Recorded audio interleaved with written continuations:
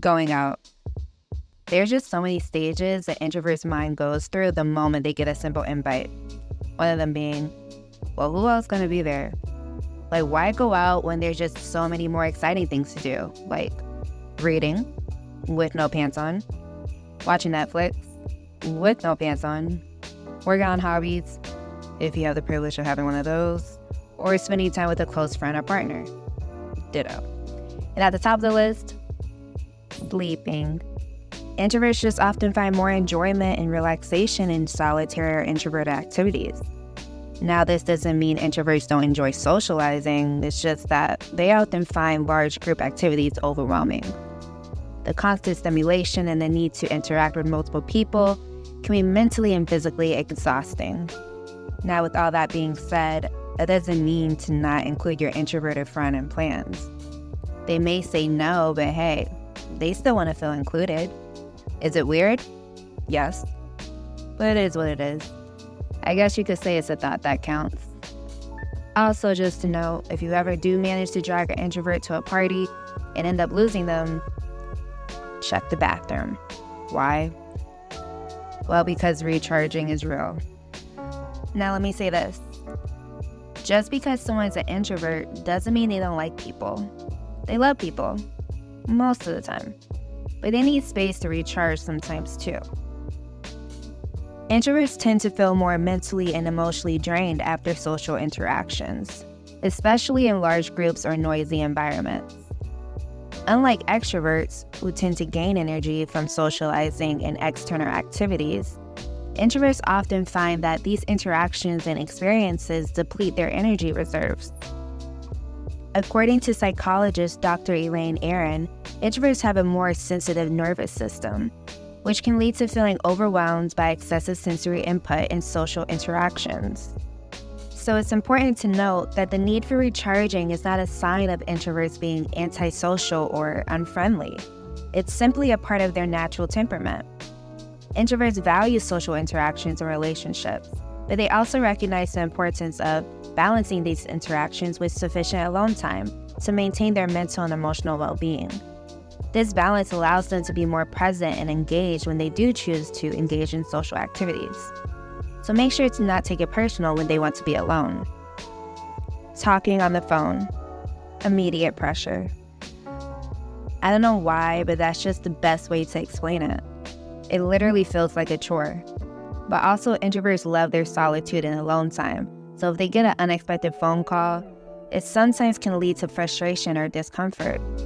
I mean, I guess if you want to get technical, it's because phone calls just often require more immediate responses, which can be stressful for introverts who prefer more time to think before they speak, which is why most introverts prefer communicating through text or email, since they allow for more thoughtful and deliberate responses.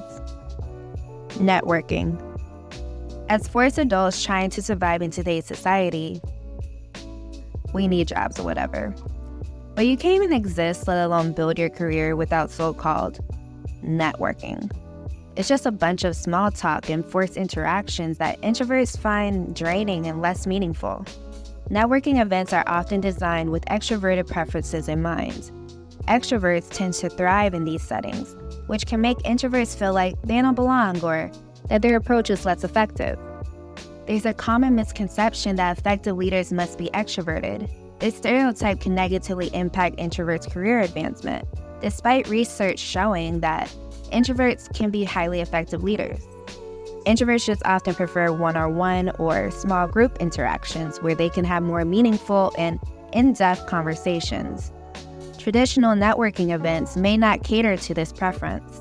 It's important to note that introverts can still be effective networkers and build valuable professional relationships. They may simply prefer alternative networking approaches that align better with their personality. Small talk. Small talk can really be a whole other level of pain for introverts.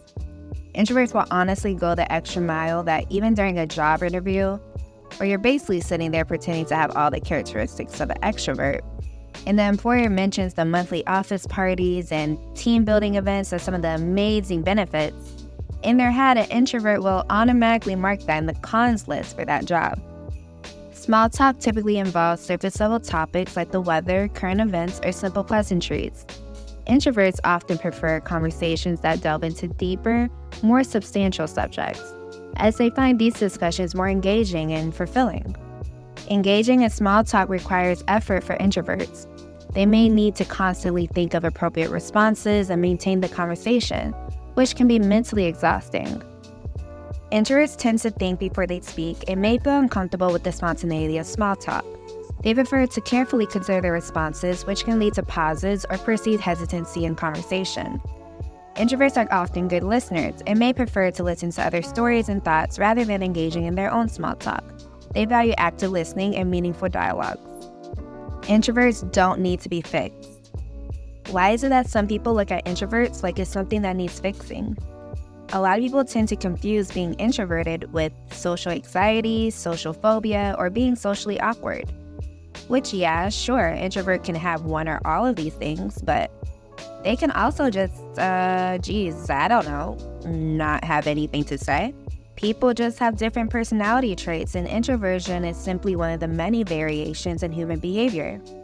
Many cultures, particularly in Western societies, tend to value extroverted qualities like outgoingness, sociability, and assertiveness.